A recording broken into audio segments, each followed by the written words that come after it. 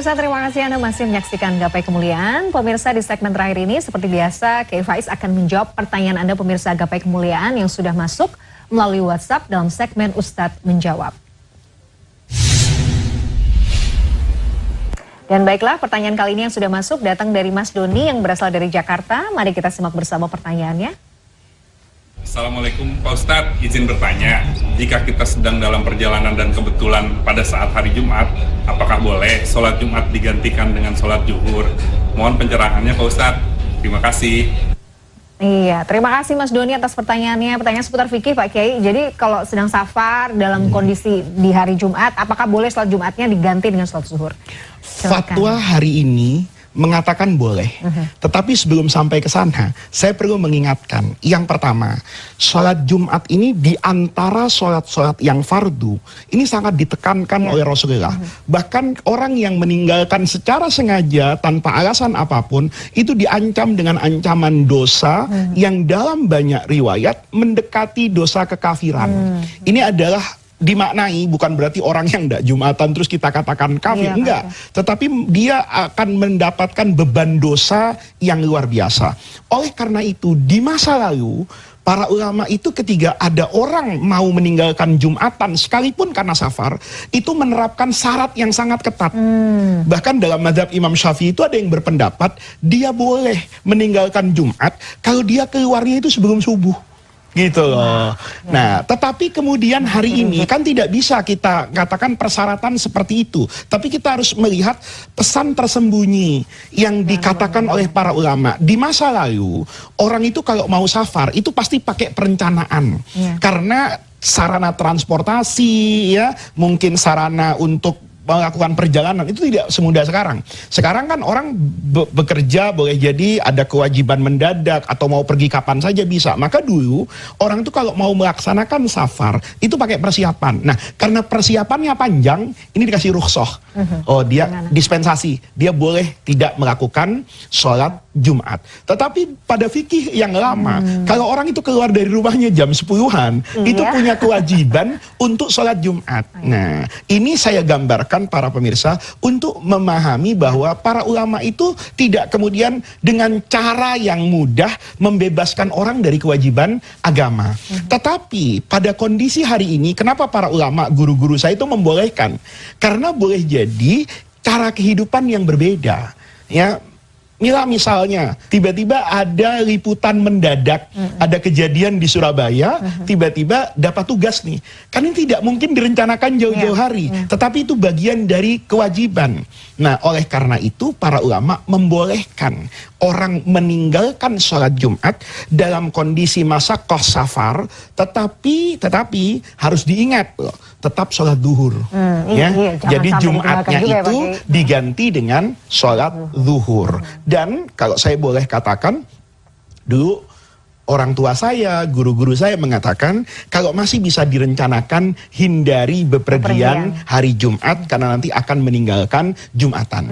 Kalau harus pergi di hari Jumat, dan masih bisa melakukan sholat Jumat, sholatlah sholat Jumat, dan baik ini, untuk kemudian menggabungkan sholat asarnya, dilakukan dengan jamak takdim, menggabungkan Jumat dengan asar. Ya, kalau dia meninggalkan Jumat, dia boleh saja di jamak takhir, tetapi menggabungkannya nanti antara zuhur dengan asar. Nggak boleh ini sebagai jamak takhir sholat Jumat, karena waktu Jumat itu dibatasi. Ya, sementara waktu zuhur itu didesain boleh digabungkan dengan sholat asar. Nah, dari semua pandangan ini, guru saya itu betul-betul wanti-wanti.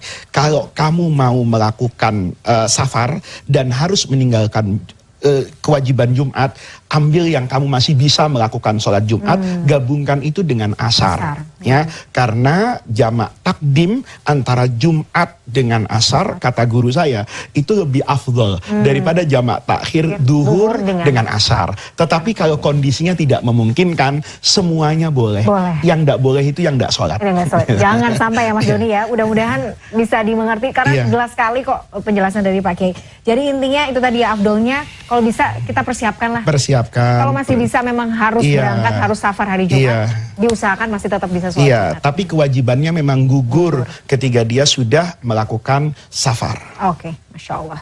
Luar biasa, penjelasannya sangat lengkap. Pak Kiai, kita kembali lagi kepada bahasan kita terkait bagaimana kemudian profilnya dari Imam Syafi'i. Pak Kiai, ini kan kalau kita lihat bagaimana penyebaran dari mazhab. Kalau di Indonesia kan memang dominannya Imam Syafi'i, tapi mungkin berbeda kemudian di Madinah misalnya, sekitar negara-negara Teluk gitu ya, Asia Tengah itu kan berbeda. Sebenarnya kemudian kenapa kemudian Indonesia diwarnai dengan Imam Syafi'i? Bagaimana pada saat itu sejarahnya seperti apa, Pak? Itu yang kata guru saya membuktikan bahwa transformasi agama ini, keilmuan dalam Islam itu memang bergantung kepada guru. Karena itu yang dinamakan sanad. Sanad tuh mata rantai. Kayak saya sholat, kan tidak boleh saya ngomong saya sholat kayak Rasulullah, karena saya tidak pernah ketemu Nabi. Tapi saya sholat kayak guru saya. Yang guru saya itu menyatakan sholat beliau itu seperti sholatnya Nabi. Dari mana? Dari gurunya nyambung ke Rasulullah. Nah, kenapa kok di Indonesia itu yang tersebar itu mazhabnya Al-Imam Asy-Syafi'i? Itu proses masuknya Islam ke Indonesia. Ya, masuknya Islam ke Indonesia yang banyak dibawa oleh para ulama dari Yaman misalnya, dari Hadramaut, atau mereka yang berinteraksi ya dengan Mesir di masa lalu misalnya. Ini semua nanti kalau kita lihat ya, para pemirsa bisa searching lah di medsos sekarang. Kalau misalnya dalam tradisi saya di Nahdlatul Ulama misalnya, itu kita punya maha guru ulama Nusantara, namanya Syekh Nawawi Al-Bantani yang lahir di Tanara itu, yang kemudian beliau nanti itu belajar ke Mekah, menjadi guru di Masjidil Haram di masa itu. Nah, beliau ini berguru kepada siapa? Guru-gurunya Syekh Nawawi ini kebetulan bermadhab Imam Syafi'i. Seperti Imam Nawawi yang belajar fikih Syafi'i di Tanara. Tapi tentu secara sederhana kan, ketika meluaskan wawasan, bertemu tetap dengan guru-guru madhab Syafi'i. Nanti generasi selanjutnya, misalnya Hadratus Syekh Kiai Hasyim Asy'ari misalnya, itu belajar kepada Imam Nawawi. Karena gurunya bermadhab Syafi'i, maka beliau juga bermadhab Syafi'i. Itu yang dibawa kemudian ke Indonesia. Jadi kalau kita lihat, kenapa di Maroko yang tersebar itu adalah mazhab Maliki? Pertanyaannya sederhana. Kenapa di Maroko itu lebih banyak pakai qiraat Warsh? Gitu loh. Itu karena orang Maroko itu berguru kepada guru-gurunya yang bermazhab Maliki dan yang membaca Al-Quran sesuai dengan qiraah Warsh. Sama dengan di Indonesia. Sesederhana itu kita memahami ya bagaimana kondisi ya mazhab itu berkembang di masing-masing negara hari ini. Oke. Misalnya kita safar ke negara-negara Pak Kiai yang mungkin secara mazhab berbeda. Itu juga sebenarnya ya udah kita tinggal ngikut aja, ikuti saja. Atau nggak mau, pokoknya saya mah karena saya ikut mazhab Imam Syafi'i, saya pakai Syafi'i aja gitu. Nggak bisa begitu juga ya Pak Kiai. Tetapi kan itu tidak berlaku secara rigid ya. Kenapa demikian? Saya ngikuti mazhab orang lain tuh di mana sih? Ya ketika sholat berjamaah misalnya. Ya misalnya saya sholat di Baghdad, imamnya nggak baca kunut. Ya nggak pernah masa, karena itu juga bukan rukun sholat gitu loh. Maka saya tidak kunutan di situ. Tapi proses wudhu yang saya lakukan secara individu, saya bisa ikut mazhabnya Imam Asy-Syafi'i gitu loh. Guru saya misalnya ada yang bermadhab Maliki, itu kalau membasuh kepala rambut itu ya basah semuanya gitu loh. Tetapi ketika beliau menawarkan kepada kiai Indonesia untuk sholat, maka beliau tidak pernah protes ketika ada bacaan basmalah, kunutnya setelah ruku. Karena apa? Karena ini bukan permasalahan usul yang pokok dalam agama, itu adalah sesuatu yang ijtihadi.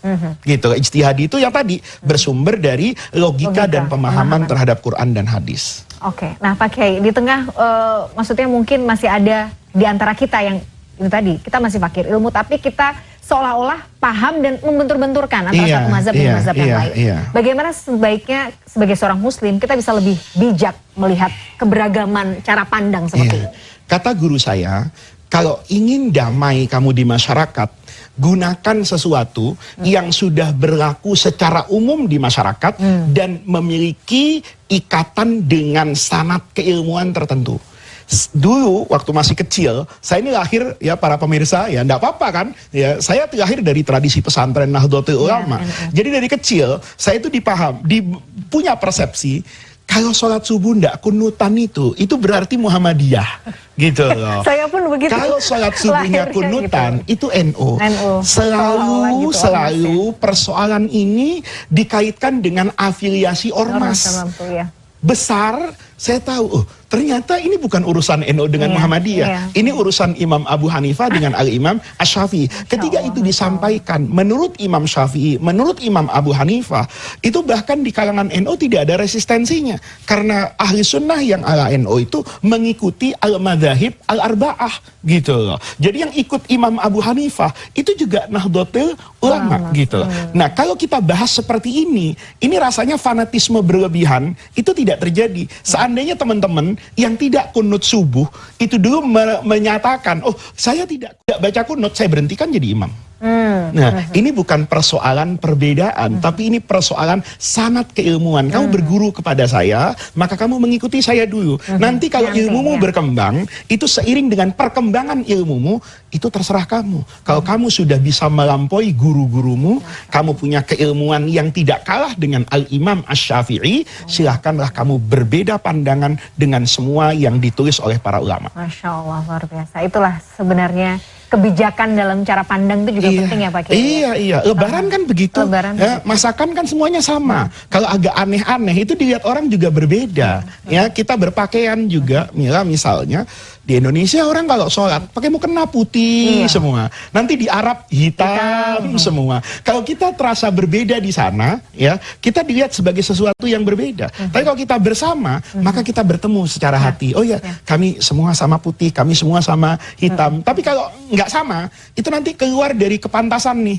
Tapi menjadi sensitif. Wah, dia mau cari perhatian itu, kita putih semua. Padahal nggak ada persoalan apapun. Karena dia tidak bijak. Ya, ketika dia melihat komunitas yang utuh ini. Nah, itu PR kita bersama. PR kita bersama. Pak Kiai, terima kasih sekali ilmunya hari ini luar biasa, kita mendapatkan insight baru. Mudah-mudahan tadi ya, bagaimana kita itu tidak hanya sekedar ngaji, tapi pemahaman kita tuh juga semakin bijak ya untuk melihat sudut pandang yang berbeda. Bukan untuk memecah belah, tapi semakin tahu, oh Masya Allah ya ternyata ulama-ulama kita tuh luar biasa, dan beliau sangat mengerti gitu. Sepakat atau tidak sepakat tuh hal yang biasa ya ternyata Pak Kiai ya. Sangat biasa. Sangat biasa, Masya Allah. Sehat terus Pak Kiai. Amin. Pemirsa, tidak terasa usai sudah perjumpaan kita dalam program Gapai Kemuliaan hari ini. Semoga kajian hari ini membawa manfaat, kebaikan, dan Allah Azza wa Jalla senantiasa mudahkan kita semua untuk menuntut ilmu agama. Amin ya Rabbal Alamin. Terima kasih atas perhatian Anda. Saya Meladia Rahmada, juga Kiai Haji Muhammad Faiz undur diri. Insya Allah kita akan jumpa lagi pada episode yang akan datang. Wabillahi taufiq wal hidayah. Wassalamualaikum warahmatullahi wabarakatuh. Terima kasih Pak Kiai.